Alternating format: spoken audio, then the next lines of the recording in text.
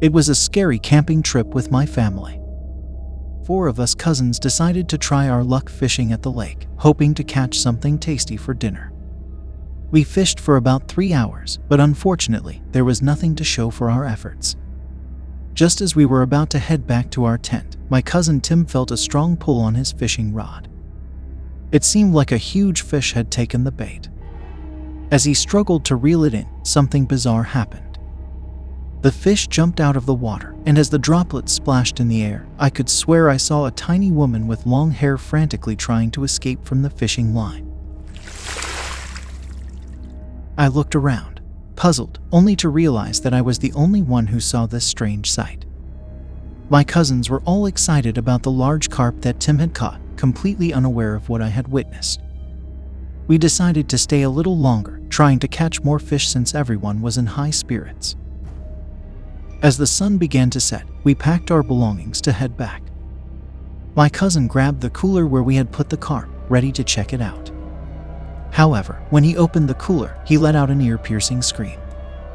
We rushed over to see what was wrong, and to our horror, the fish was completely rotten. It looked like it had been dead for days, even though we had just caught it 30 minutes ago. We were all experienced fishermen, but we had never seen anything like this before. It didn't make any sense. In confusion, we tossed the foul-smelling fish back into the lake. The stench was unbearable, like that of a decaying human body. Something strange was going on, and it left us all feeling uneasy. As we walked away from the lake, I couldn't shake the feeling that something was terribly wrong. I was the last one to leave, and as I glanced back at the lake, I saw the same fish floating near the edge.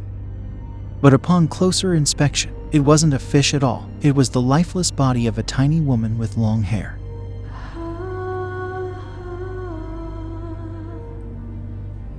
Fear gripped me, and I sprinted to catch up with my family, too scared to share what I had seen. As we went back to our campsite, everyone was drinking and having a good time. I sat down by the crackly fire and ate and drank a couple of beers before heading to my tent. I got in the tent, went to sleep next to my wife in the tent, and faded off.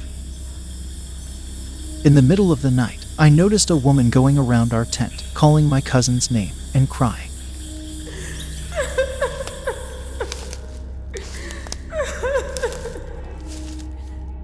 She was calling the cousin who caught the fish.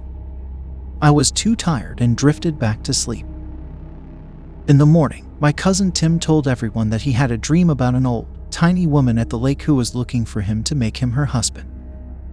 Everyone just laughed and made fun of him, and as I sat and listened, shivers ran down my spine because of all the stuff I had seen and heard in the middle of the night. It has been 10 long years, but I still haven't told anyone about that horrifying night at the lake. The memory haunts me, and I can't help but wonder what supernatural force lurked beneath the surface, turning a simple fishing trip into a night of terror.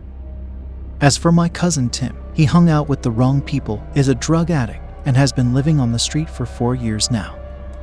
The last time I saw him was when I and my wife came out of a supermarket. I saw him wandering in the parking lot with torn clothes.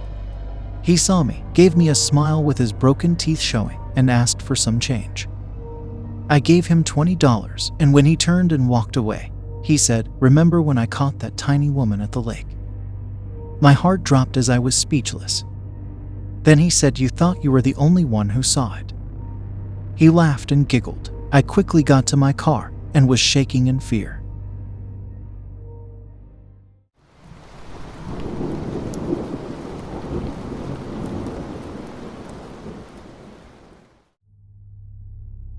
It was a warm summer weekend, and I decided to go camping alone in the wilderness. I loved fishing, and the creek nearby seemed like the perfect spot to catch some fish and enjoy nature. Little did I know that this camping trip would turn into a nightmare I could never forget. As the sun set, I cast my line into the creek, hoping to catch a big one. The woods around me were serene, and I felt at peace. As I put my rod down and decided to pick up some rock and throw it into the water. I decide to pick up a bigger rock and throw it into the water. I look around and notice it is peaceful and quiet, so I lay down for a little nap. As I was sleeping on the ground with my fishing rod, I dreamed that a woman came up to me and said, "Why do I have to destroy her home? Now that she has nowhere to live, she is going to go and live with me." I woke up in sweats, but that peacefulness was short-lived when, out of the corner of my eye, I saw a faint figure of a woman near the water. She was ethereal, with a pale and dirty presence, as if someone had just buried her. Fear crept up my spine, and I couldn't believe what I was seeing.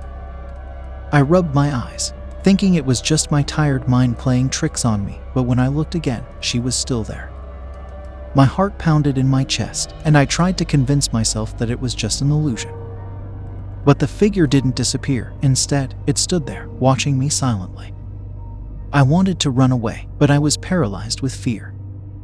It felt like hours had passed, but in reality, it was just a few minutes before the ghostly woman slowly faded away behind a big tree. Terrified, I packed up my fishing gear and rushed back to my campsite. I couldn't sleep that night, haunted by the image of the ghostly woman at the creek. Every time I closed my eyes, I could see her standing there, staring at me with empty eyes. Somehow, that woman is always on my mind. The next morning, I decided to cut my camping trip short and head back home. I thought leaving the woods would put an end to the haunting, but I couldn't have been more wrong. As soon as I stepped foot in my house, I felt a chilling presence. I heard a footstep behind me and just got into my house. I thought it was nothing, but when I realized my dream and the woman, my heart dropped. What if the woman followed me home? I started to get sicker day by day. My older brother took me to the doctor, and they couldn't find anything wrong with me. I remember this one night, when I tried to sleep, I caught glimpses of her standing silently in the corridor, watching me from the corners of my room. Sometimes she would appear in my closet, her pale face haunting my dreams. No matter where I went, she was there, a constant reminder of that dreadful camping trip. My fear turned into desperation, and I sought help from a shaman. The shaman came to my house and did a ceremony, which we call Jingle Bell in the Hmong tradition. I was trapped in a nightmare, and it seemed like there was no escape. Shaman said that the only way to help solve my problem is that I have to go back and sacrifice an animal to the same place that I threw rocks into. I mustered the courage to go back with some family members. The shaman did some rituals, burned some joss paper, and sacrificed 2 chickens to the place. When we got home, the shaman explained that she was a woman who had met a tragic end in those very woods, and her body was thrown into that creek right where I threw that big rock. It woke her spirit up, and she was restless, seeking closure. She had been waiting for someone to find her and help her move on from the pain and suffering she had endured. After the shaman ceremony and ritual, the woman's spirit found peace and the haunting ceased. I could finally sleep without seeing her figure in the dark corners of my room. The memory of that camping trip would forever be etched in my mind, but it taught me the value of compassion and understanding, even in the face of fear and the unknown. The most important part of my lesson is that you should not throw rocks into a lake or river. Respect your surroundings, or you will end up like me.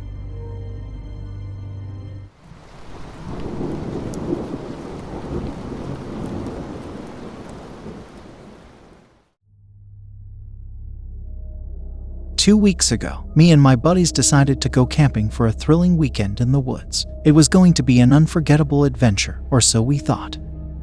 Later that night, 3 of my friends wanted to go explore the forest. But our friend Mike, he stayed behind and seemed a bit uneasy. As soon as we left, he hurriedly ran into his tent, looking as if he had seen a ghost.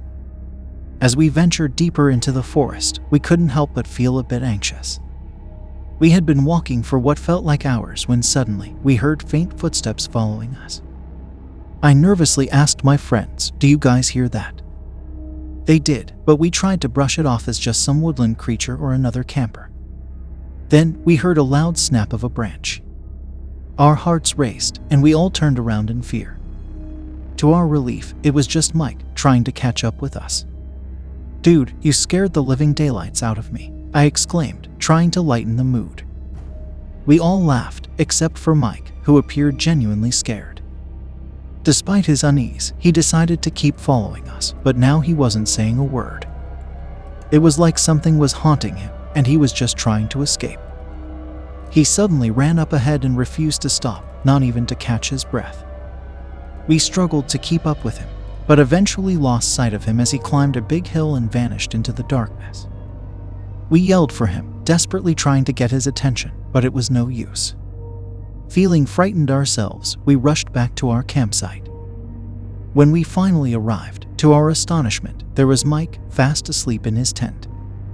We woke him up, asking him what the heck he was doing running away from us, but he seemed utterly confused. Mike claimed that he had been in his tent the whole time, and he even had dinner prepared for us.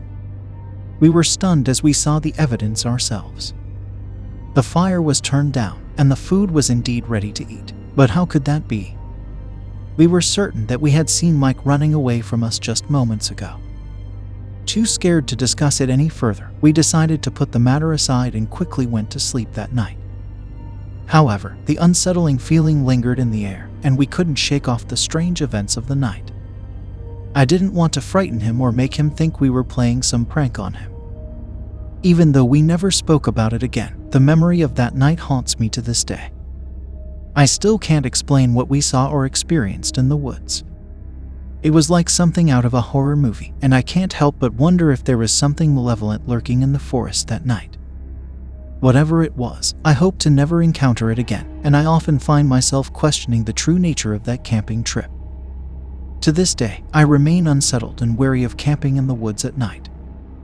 There are some things that just can't be explained, and that experience has left a permanent mark on me and my friends.